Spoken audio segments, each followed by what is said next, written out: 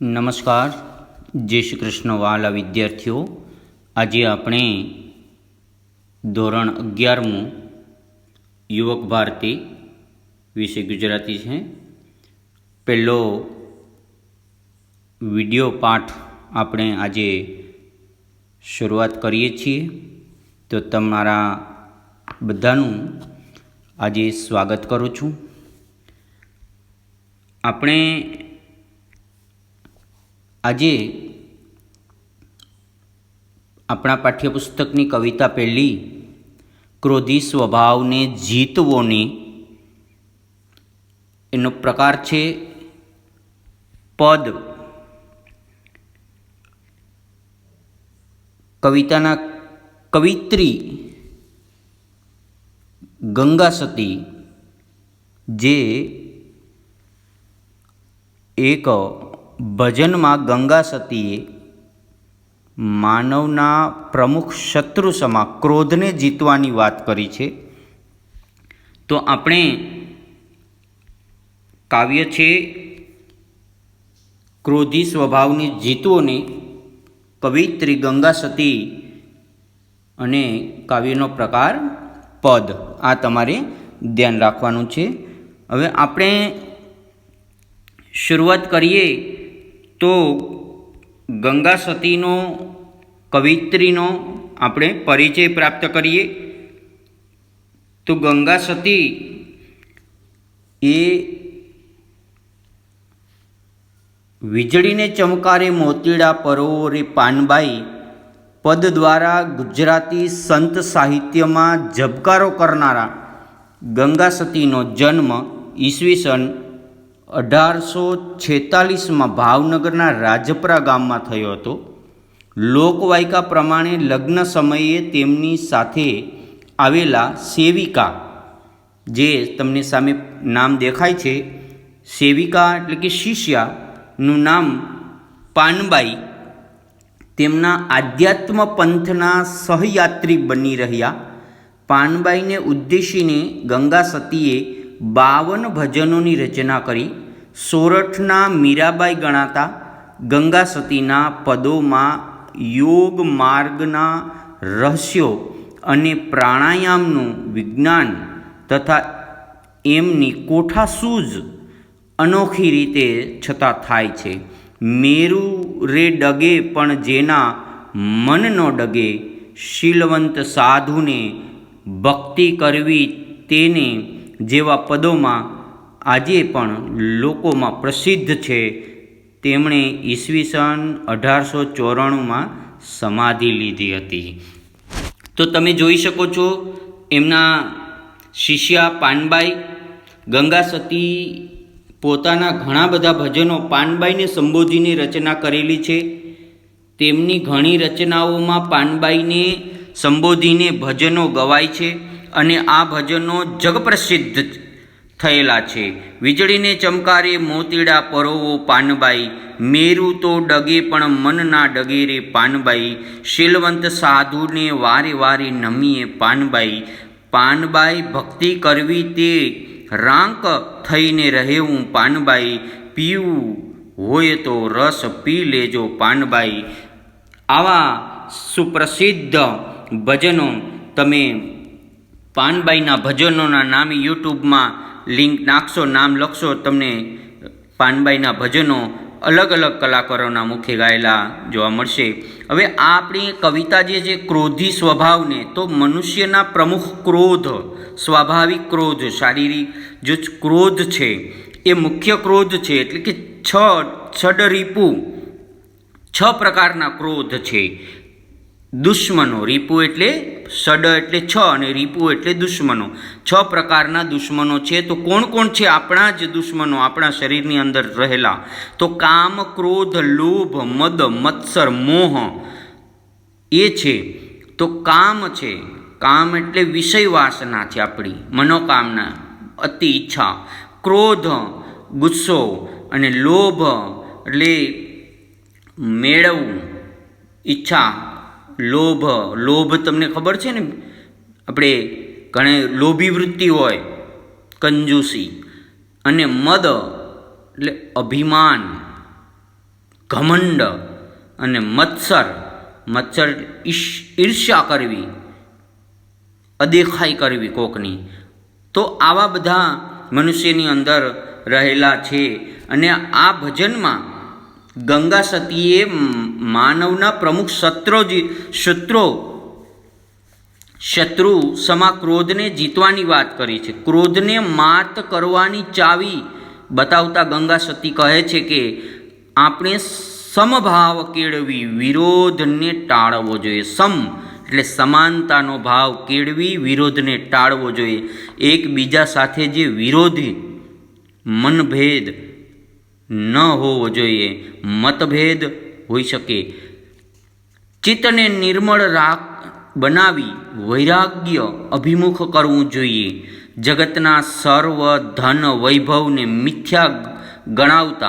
મિથ્યાની તુચ્છ ગણાવતા ગંગા સતી કહે છે કે આપણે મેળવેલી સર્વસિદ્ધિઓ તૃણ સમાન હોવાથી, તૃણ એટલે ઘાસ સમાન હોવાથી કોઈ વસ્તુનું અભિમાન ન કરવું જોઈએ. કારણ કે અભિમાન કોઈનું રહેતું નથી. રાવણનું પણ અભિમાન તૂટી જાય છે તો મનુષ્યની પણ તૂટી જાય. આમ આ પદમાં ગંગા સતી આપણને ક્રોધ, માન, લોભને ટાળી ગુરુના વચન મુજબ ચાલવાની શીખ આપે છે, ઉપદેશ આપે છે. હવે તમે સમજો છો કે ક્રોધ મોટા મોટા મુનિ ઋષિઓ પણ કરેલા ક્રોધને કારણે થતા ઘણા નુકસાન છે. સાધુ, સંત, મહાત્મા, ઋષિ, મુનિ બધા જ ક્રોધને કારણે દાનવો કે રાક્ષસો બન્યા હતા. ક્રોધને કારણે એમને શ્રાપ મળેલો અને દાનવો કે રાક્ષસો. દુર્વાસા નામના ઋષિનું નામ તમે સાંભળ્યું હશે. ક્રોધિત થઈ જાય, વાતમાં ક્રોધિત થઈ જાય, શ્રાપ આપી જાય. તો આવા ઋષિને પણ અનેક નુકસાન થયું હતું. દુર્વાસાના શાપથી માતા સરસ્વતી આ દુનિયાની પ્રાપ્ત થઈ હતી. તો આ રીતે ઘણી વખત ક્રોધને કારણે નુકસાન, અને લગભગ ક્રોધને કારણે નુકસાન જ થાય છે, સંબંધો બગડતા હોય છે. તો ક્રોધી સ્વભાવને જીતવાની વાત કરતી. ક્રોધ અંતરમાં પણ ગુસ્સો રાખવો જોઈએ નહીં. સમાન પણ એ સૌની સાથે વર્તવું, સમાનતાથી વર્તવું જોઈએ. ઊંચ નીચના ભેદભાવ ન રાખવા, સાહુકાર ગરીબીના ભેદભાવ ન રાખવા, રૂપ અરૂપ કરૂપના ભેદ ન રાખવા, મનમાં પણ કોઈનો વિરોધ કરવો જોઈએ નહીં. મન નિર્મળ, પાક પવિત્ર બનીને બધા જ કામોને જીતો. કામો એટલે કામ, વિષય વાસના અને કામના જે આપણા મનની અંદર પડેલી હોય છે એને જીતવો. અંતરમાં વૈરાગ્યની ભાવના રાખવી જોઈએ. વૈરાગ્ય રાખવાનો છે તો એનાથી વિરક્તિ, મોહ રહિત, તો એનાથી આપણો મન પાક પવિત્ર બને છે. અહીંયા જુઓ તમે, ક્રોધથી મનુષ્ય કેવો લાલ પીળો થઈ જાય છે. ક્યાં બોલા? ગુસ્સા નહીં કરને કા, સમજ મેં આયા ક્યાં? તો આ રીતે બીજાને સમજાવતા પણ ગુસ્સો કરે છે. તો આવા ગુસ્સાથી પહેલાં તો આપણું જ નુકસાન થાય છે, પછી બીજાનું થાય છે. આ કાવ્યમાં વારંવાર એક શબ્દ આવે છે રામ. તો એ રામ જે આત્માને સંબોધીને રામ શબ્દ વાપરેલો છે. શું નાશવંત છે શેની લાલચ મનમાં હોય છે? વૈભવની લાલચ. વૈભવની લાલચ છે તો એ વૈભવ મિથ્યા છે એમ ગંગા સતી કહે છે. અને ગંગા સતી કહે છે દુર્જનનો સંગ છોડવો જોઈએ. કે આપણામાં કહેવત છે કે ભલો સજ્જનનો ત્રાસ પણ દુર્જનની દોસ્તી ખરાબ. સજ્જનનો ત્રાસ સારો પણ દુર્જનની દોસ્તી ખરાબ. તો લોક પરલોકની આશા છોડી દેવી જોઈએ. લોક, આ લોકની, અને પરલોક એટલે સ્વર્ગલોકની આશા છોડી દેવી જોઈએ. અભ્યાસમાં ધ્યાન રાખવું જોઈએ. એટલે અભ્યાસ એટલે શું? તમે અમે ભણીએ છીએ આપણે એ અભ્યાસ નહીં, ભક્તિરૂપી અભ્યાસ, આત્માના કલ્યાણનો અભ્યાસ, યોગ અભ્યાસમાં ધ્યાન રાખવું જોઈએ. અને આપણે અભ્યાસમાં ધ્યાન રાખવું જ જોઈએ, એમાંય આપણો જ ફાયદો છે. એવું ન સમજવું કે અભ્યાસમાં ધ્યાન ન રાખવું જોઈએ, એવું નહીં, રાખવું જ જોઈએ. ભક્તિ કરતા હોય ને ભક્તિમાં ધ્યાન રાખવું જોઈએ, યોગ કરતા હોય ને યોગમાં ધ્યાન રાખવું જોઈએ. અને અભ્યાસ કરતા હોય ને અભ્યાસમાં ધ્યાન રાખવું જ જોઈએ. પાનબાઈને આપવામાં આવતા સૂચનો, પાનબાઈ એના શિષ્યા એમ, અને ઘણી જગ્યાએ એમ કહેવાય છે કે એના પુત્રવધુ હતા, એમય કહેવાય, કારણ કે કોઈ નિશ્ચિત પ્રમાણ નથી. ગુરુમુખી થઈને રહેવું જોઈએ. ગુરુમુખી એટલે ગુરુએ આપેલા ઉપદેશ પ્રમાણે આપણે વર્તવું જોઈએ, વચન પ્રમાણે વર્તવું જોઈએ એમ કહેવામાં આવ્યું છે. આગળ જોઈએ આપણે. કવિત્રી પરિચય ગંગાબાઈ કહડુભા ગોહિલ, એનું નામ બાળપણનું, જન્મ 1846, સમાધિ 1894, સમાધિ લીધેલી. જન્મસ્થળ ભાવનગર જિલ્લાનું રાજપરા, પિતાનું નામ ભાઈજીબા, માતાનું નામ રૂપાળીબા, ગુરુ ભોદરદાસજી અને મુખ્ય શિષ્યા મેં તમને કીધું ને પુત્રવધુ હતા, અને ઘણા એમ કહેતા કે એની સેવિકા એટલે શિષ્યા હતા પાનબાઈ, અને હંમેશા પાનબાઈને સંબોધીને જ એમણે પદો લખ્યા છે. લોકમુખે ગવાતા પ્રચલિત ભજનો, વીજળીને ચમકારે મોતીડા પરોવો પાનબાઈ, મેરુ રે ડગે પણ જેના મંડળા ન ડગે, શીલવંત સાધુને વારે વારે નમીએ ભક્તિ કરવી, તેને રાંખ થઈને રહેવું, પીવો હોય તો રસ પી લેજો પાનબાઈ. તો આવા પ્રચલિત લોકમુખે ગવાયેલા ભજનો છે. હવે આપણે કવિતાની પહેલી પંક્તિ જોઈએ કે ક્રોધી સ્વભાવને જીતવો ને રાખવો નહીં અંતરમાં ક્રોધ રે. તો આપણા જ સ્વભાવને આપણે જીતવાનો છે, આપણી અંદર રહેલા આપણા જ દુશ્મનોને જીતવો. તો એનો પ્રથમ દુશ્મન છે આપણો ક્રોધ. ક્રોધથી ઘણી મૂઢતા આવે છે. મૂઢતાથી સ્મૃતિમાં, યાદશક્તિમાં ભ્રમ ઊભો થાય છે. સ્મૃતિમાં ભ્રમ ઊભો થવાથી બુદ્ધિ અર્થાત જ્ઞાન શક્તિનો નાશ થઈ જાય છે, અને બુદ્ધિનો નાશ થવાથી એ પુરુષનું પોતાની સ્થિતિથી પતન થાય છે. આવો પહેલી પંક્તિનો અર્થ અહીં સ્પષ્ટ થાય છે. હવે આપણે આગળ જોઈએ બીજી પંક્તિ, અને આ ગીતાજીના શ્લોકના દ્વારા પણ સમજાવવામાં આવ્યો છે. સમાનપણે વર્તવું તે ટાળી દેવા મનનો વિરોધ રે, હેજી રામ નિર્મળ થઈને કામને જીતવો ને રાખવો અંતરમાં વૈરાગ રે. તો આ શું છે કે સમાનપણે એટલે બધાની સાથે સમાનતાથી વર્તવું, ટાળી દેવો મનનો વિરોધ એટલે એકબીજા સાથેનો જો મનમાં વિરોધ હોય, મતભેદ હોય, એને ટાળવો. હેજી રામ પોતાના આત્માને સંબોધીને કહે છે. નિર્મળ એટલે કે તળપદો શબ્દ છે, નિર્મળ એમ કહેવાય. નિર્મળ એટલે પવિત્ર કામ થઈને કામને જીતવો. કામ એટલે આપણે અંદર રહેલા વિષય સુખને જીતી લેવો, ને રાખવો અંતરમાં વૈરાગ. વૈરાગ એટલે વૈરાગ્ય, વિરક્તિ, આસક્તિ વગરનું. તો વિષયોનું ચિંતન કરનારા પુરુષને તે વિષયોમાં આસક્તિ જન્મે છે. એ આસક્તિથી તે વિષયોની કામના ઉત્પન્ન થાય છે, અને કામનામાં વિઘ્ન આવવાથી ક્રોધ જન્મે છે. એટલે આપણે શું કરવું જોઈએ? આસક્તિ ટાળવી જોઈએ અને વૈરાગ્ય લાવવો જોઈએ, મતભેદ ટાળવો જોઈએ એમ કહેવામાં આવે છે. ત્યાર પછી જુઓ અહીંયા, જગતના વૈભવને મિથ્યા જાણી, જગતના વૈભવને મિથ્યા જાણી ટાળી દેવો દુર્જનનો રાગ. તો જગતના વૈભવ આપણે કહીએ છીએ ને, કીર્તિ, વૈભવ, બાળી, ઘોડી, સાહુકારી, એને મિથ્યા એટલે તુચ્છ ગણવાના. ટાળી દેવો દુર્જનનો રાગ. દુર્જન એટલે દુષ્ટ, ખરાબ પ્રવૃત્તિ કરનારા માણસની સાથે રાગ એટલે પ્રેમ, દોસ્તી ન રાખવી, સ્નેહ ન રાખવો. હેજી રામ આત્માને કહે છે આ લોકને પરલોકની આશા તજવી. આ લોક એટલે અહીંયા પણ શાન, શૌકત, સાહિબી એ તજવી, અને પરલોકની આશા. ઘણા લોકો ઈચ્છા એવી હોય છે કે ભક્તિ કરે એટલે સ્વર્ગ મળે, મોક્ષ મળે. એ આશા પણ એ જે આશા છે એને પણ છોડી દેવી, સ્વર્ગની આશા. અને ભક્તિ નિરપેક્ષ ભાવે ભક્તિ કરી રાખવું અભ્યાસમાં ધ્યાન. અભ્યાસ એટલે ધર્મનું કાર્ય છે એમાં જ અભ્યાસ કરવો, યોગ કાર્યનો અભ્યાસ કરવો, આત્માના કલ્યાણને કરવાનો અભ્યાસમાં જ ધ્યાન રાખવું. તમારે તમારા અભ્યાસમાં ધ્યાન રાખવું, એ જ આપણો ધર્મ છે. તરણા સમાન સહુ સિદ્ધિઓને ગણવીને મેળવવું અંતરનું માન. તરણા સમાન સિદ્ધિ, કીર્તિ, પ્રતિષ્ઠા, પૈસા, સાહુકારી, માન, સન્માન, એને બધાને કેવું ગણવું? તરણા સમાન, તુચ્છ, સુકેલા તરણા ઘાસ જેવું ગણવાનું. મેળવું અંતરનું માન રે. અંતરની અંદર રહેલું માન એટલે અભિમાનના અર્થમાં માન છે, અહમના અર્થમાં, ઘમંડના અર્થમાં.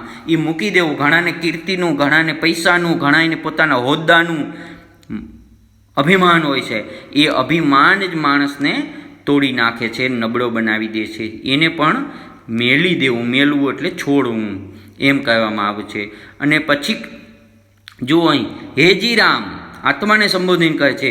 ગુરુમુખી હોય તેણે એમ જ રહેવું ને વરતવું વચનની માય રે. ગુરુમુખી એટલે ગુરુ ધારણ કર્યા પછી ગુરુના વચનો જેને સાંભળ્યા છે, ગુરુનો ઉપદેશ જેને સાંભળ્યો છે. અહીંયા જુઓ, એક ગુરુ અહીંયા ઋષિ શિષ્યને ઉપદેશ આપે છે, તો એને જે સાંભળ્યા પછી ગુરુની વાણી જે છે, વચન જ, એ પ્રકારે આપણે વર્તવું, જીવનમાં વર્તવું. ઉપદેશ સાંભળી લીધા પછી કંઈ વળતું નથી. એને જીવનમાં ઉતારીને એને કાર્યાન્વિત કરીએ ત્યારે એ સાચું છે. ગંગા સતી એમ બોલ્યા રે પાનબાઈ, એને નડે નહીં જગતમાં કોઈ. જો આવી રીતે ગુરુના શબ્દો, ગુરુના ઉપદેશો, ગુરુમુખી થઈએ અને ગુરુને કહે તેમ આપણે વર્તીએ તો કોઈ દિવસ જગતમાં કોઈ આપને નડે નહીં. એટલે આપને અડચણ, મુશ્કેલી કોઈ ન ઊભી કરી શકે. એમ ગંગા સતી પાનબાઈને સંબોધીને કહે છે. આપણે આગળ જોઈએ શબ્દો. તો શબ્દ સમૂહ માટે એક શબ્દ ખરાબ માણસ એટલે દુર્જન, સંસાર પરની આસક્તિ, અભાવ એટલે વૈરાગ્ય, વિરક્તિ. તળપદા શબ્દો આ કાવ્યમાં ઘણા વપરાયેલા છે. તળપદા એટલે ગ્રામ્ય ભાષામાં વપરાતા શબ્દો છે. નિરમળ એટલે નિર્મળ, વૈરાગ એટલે વૈરાગ્ય, તજવી એટલે ત્યજવી, વરતવું એટલે વર્તવું, મેળવું એટલે મૂકવું. અને સમાનાર્થી શબ્દો તમે પણ આમાંથી જાણી શકો છો. ઘણા આપણે ફાયદો થશે. ક્રોધ, ગુસ્સો, રોષ અને કોપ. સ્વભાવ, પ્રકૃતિ, તાસીર. અંતર, હૃદય, અંતઃકરણ, મન. તરણું, ઘાસ, તરંખલું. રાગ, આસક્તિ, સ્નેહ, પ્રેમ. જગત, દુનિયા, વિશ્વ, સંસાર, સૃષ્ટિ વગેરે. નિરમળ, પવિત્ર, શુદ્ધ અને નિર્મળ એટલે નિર્મળ. ત્યાર પછી હવે આપણે કવિતાને જોઈએ ફરીથી એકવાર. હે જી રામ નિર્મળ થઈને કામને જીતવો ને રાખવો અંતરમાં વૈરાગ રે. જગતના વૈભવને મિથ્યા ગણીને ટાળી દેવો દુર્જનનો રાગ. અહીંયા વૈભવ અને મિથ્યા બધું બતાવ્યું છે. ક્રોધી સ્વભાવને જીતોને રાખવો નહીં અંતરમાં ક્રોધ રે. સમાનપણે સર્વમાં વર્તવું ને ટાળી દેવો મનનો વિરોધ રે. તો બધાની સાથે સમાન ભાવથી, દોસ્તીના ભાવથી અને દુશ્મની રહિત, ક્રોધ રહિત, અભિમાન રહિત, ભેદ વહિત જીવન જીવવું. હેજી રામ આ લોકને પરલોકની આશા તજવી રાખવું, અભ્યાસમાં ધ્યાન રહે. ઘણાની ઈચ્છા ભક્તિ સ્વર્ગ માટે કરતા હોય, મોક્ષ માટે કરતા હોય, તો એ પણ આપણો સફળતા મળતી નથી. પણ આપણે આપણા કાર્યમાં વધુમાં વધુ અભ્યાસ ભક્તિમાં અથવા તો યોગમાં કરવો જોઈએ. તરણા સમાન સૌ સિદ્ધિઓને ગણવી મેળવવું અંતરનું માન રે. સિદ્ધિ કેવી છે? તરણા સમાન છે, તુચ્છ છે, હલકી છે, આજે છે અને કાલે નથી, ઉડી જવાની. એટલે એમ કહે છે કે સિદ્ધિ, કીર્તિ, ધન, દોલત એ બધું મૂકીને આપણા અભ્યાસ તરફ લક્ષ્ય કેન્દ્રિત કરવું જોઈએ. અહીં કીધું છે ગેટ ફોકસ્ડ. તો આપણે ક્યાં ધ્યાન કેન્દ્રિત કરવાનું છે? મેળવું અંતરનું માન રે. મનમાં રહેલા અંતરનું અભિમાન, ઘમંડ, પોતાની જાતનું ઘમંડ, પૈસાનું ઘમંડ, રૂપનું ઘમંડ, કીર્તિનું, હોદ્દાનું, એ બધું જ છોડીએ તો જ આપણે નિર્મળ આત્માને નિર્મળ થઈએ અને તો જ શુદ્ધ આત્મા જ ભગવાનની ભક્તિને ફળી શકે. હેજી રામ ગુરુમુખ હોય, મુખી હોય તેણે મન એમ જ રહેવું ને વર્તવું વચનની માય રે. તો ગુરુની વાણી પ્રમાણે, ગુરુ જે આપને ઉપદેશ આપે એ પ્રમાણે આપણે વર્તવું, એ પ્રમાણે જીવવું, એ પ્રમાણે કાર્ય કરવું, એ પ્રમાણે ભક્તિ કરવી. ગંગા સતી એમ બોલ્યા રે પાનબાઈ, એને નડે નહીં જગતમાં કોઈ.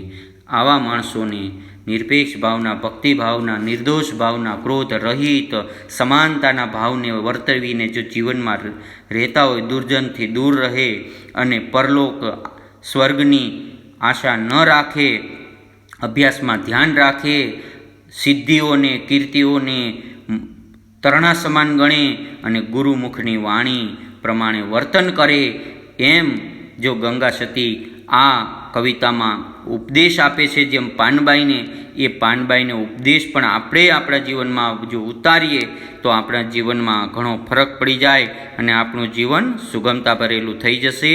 તો હવે તમે આ કાવ્યનું પઠન કરો જો ઘરે અને આ વિડીયો સાંભળજો. ત્યાર પછી હું તમને સ્વાધ્યાય આપીશ અને સ્વાધ્યાય તમે તમારી ગૃહ કાર્યની નોટબુકમાં લખજો. આપણી આ ચેનલ છે અરવિંદ કે હિરપરા પટેલ સર, એને સબસ્ક્રાઈબ જરૂર કરજો, જેથી તમને જ્યારે વિડીયો મોકલીએ ત્યારે તમને મળી રહે. ઠીક છે? તમારું ખ્યાલ રાખો, તમારો અભ્યાસમાં ધ્યાન રાખો અને હવે તમારો અભ્યાસ ચાલુ થઈ ગયો છે, તો આનંદથી અભ્યાસ કરો. તમારો આભાર. જય શ્રી કૃષ્ણ.